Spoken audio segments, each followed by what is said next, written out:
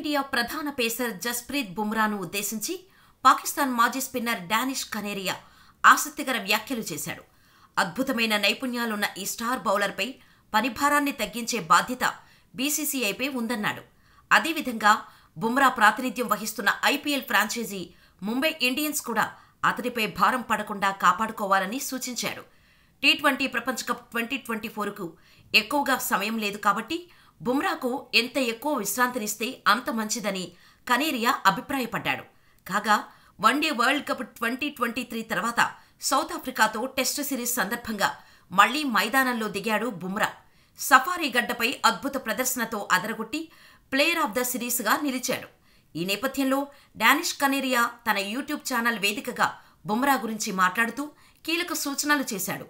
జస్ప్రీత్ బుమ్రాకు ఇంకెంతో భవిష్యత్తు ఉంది. సుదీర్ఘకాలం పాటు అతడు కెరీర్ కొనసాగించాలంటే టీమిండియా మేనేజ్మెంట్ అతడిని కంటికి రెప్పలా కాపాడుకోవాలి.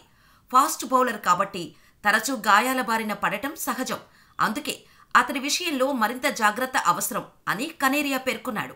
ఐపీఎల్ తాజా ఎడిషన్ తర్వాత టీమిండియా ప్రపంచ కప్ టోర్నీ ఆడాల్సి ఉంది కాబట్టి ముంబై ఇండియన్స్ ఆఖరి దశ మ్యాచ్లలో బుమ్రాకు రెస్ట్ ఇవ్వాలని సూచించాడు. కాగా వెన్నునొప్పి కారణంగా బుమ్రా టీ20 ప్రపంచ కప్ 2022కి దూరమైన విషయం తెలిసిందే.